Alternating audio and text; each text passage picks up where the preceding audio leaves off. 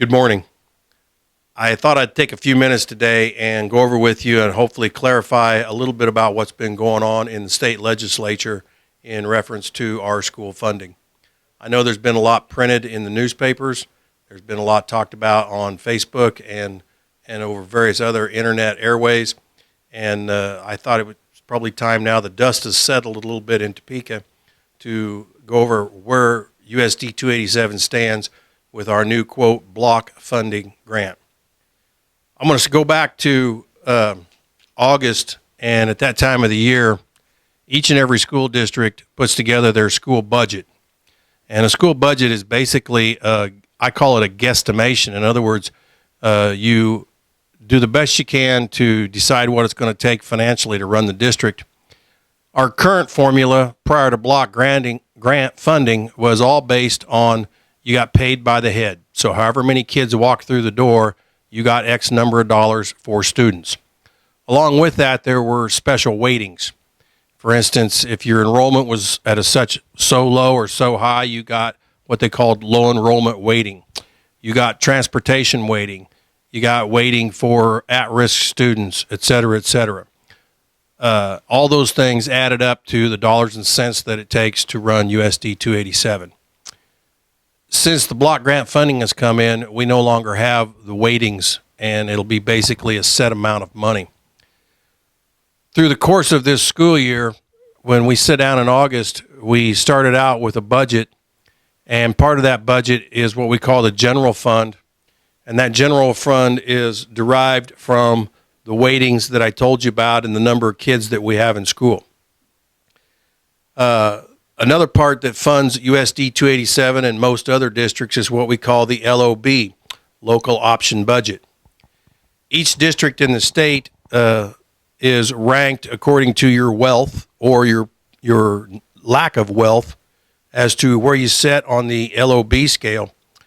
For instance, at USD 287, for each dollar that we assessed on the LOB, the local option budget, the state agreed to pay a little over 43 cents on each dollar. This was back in August. So with that in mind, we went ahead and set a budget, and assuming the state would be able to fulfill their obligation, they said they would pay 43 cents on every dollar for our local option budget. Our local option budget amounted to, at that time, about $1.7 million. So the state's part of that was $728,000 and change. Well, through the course of the school year, and the revenues for the state have come in lower than they thought, and as a result, the state couldn't meet their obligation, so we've had to take a cut in that. What we'll end up getting, the way it looks, instead of $728,000, is we're going to end up with $597,000. I'm rounding these numbers off, so there's a little discrepancy, but very little. Basically, that amounts to about $131,000 that we've lost in state aid because the state's unable to pay their obligation. Likewise, another part of the school budget that we put together is called capital outlay. Once again, the state ranks each and every district as to their wealth or lack of wealth, and they came up with the number for USD 287 was they would pay 25 cents on every dollar. And our capital outlay state aid back in August was supposed to be almost $77,000. And through the course of the year, once again, with the revenues coming into the state being less than they projected, the state's only able to pay us about $30,000. So you're looking at about a $47,000 loss there. All told, between the LOB state aid and the lack of, and the capital outlay state aid and lack of, it amounts to about $177,000 that the district has less than we anticipated to operate on. Back to block grant funding. The block grant says that you're going to be frozen at whatever age you ended up with this year. So as you look forward to the next 2 years, and that's what the block grant applies to, it's a 2-year measure put in place until the state comes up, the legislators come up with a better way to finance formula for education. So if you just take that $177,000, you realize next year we could be $177,000 less, and the year after that. What it's going to mean to the taxpayers of USD 287 is this. Should the board decide that they keep the local option budget at the same rate, that increase is going to be passed on to the members that pay taxes in USD 287, or anybody in 287 for that matter. So 1 mil in our, currently, under this year, 1 mil in our district raises a little over $38,000.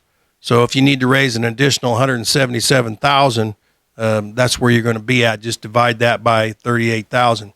You're looking at somewhere between 4 and 5 mils. That's where it sets now.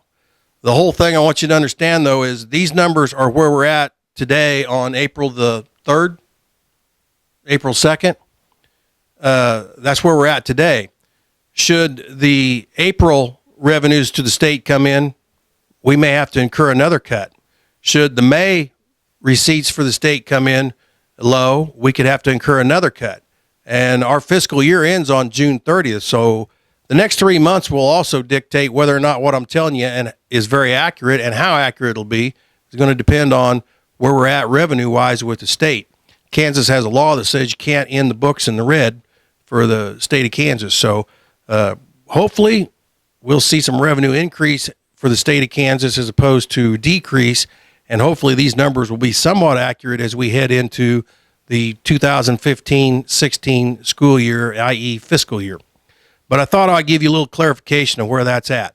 Right now, the governor has signed the bill on block grant funding, and right now it is law. However, the Kansas Supreme Court is dealing with a lawsuit on school funding, which was filed prior to this legislative session, and the Kansas Supreme Court has said that they may, and I emphasize that, may put an injunction or stop block grant funding. So right now, things are still up in the air, but that's about as accurate as I can be April 2nd, 2015.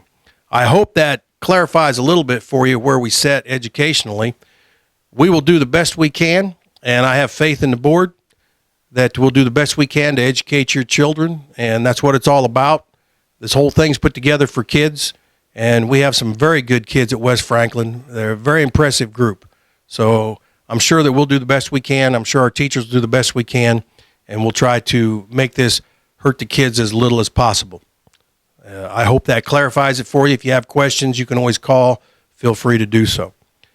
While I got the mic here, I want to take a minute to remind you all that April the 7th, which is next Tuesday, am I correct on that, is the election. I encourage you all to go vote. I think if you go to our website, you can find where the various voting places are. I know that we have an ad in the Ottawa paper. It should come out yet on Saturday to tell you about the voting and to encourage you to vote. So I'd appreciate, if at all possible, if you'd vote on the 7th. We have several school board positions open, and I think it would behoove our district to get as many people involved in this election as possible.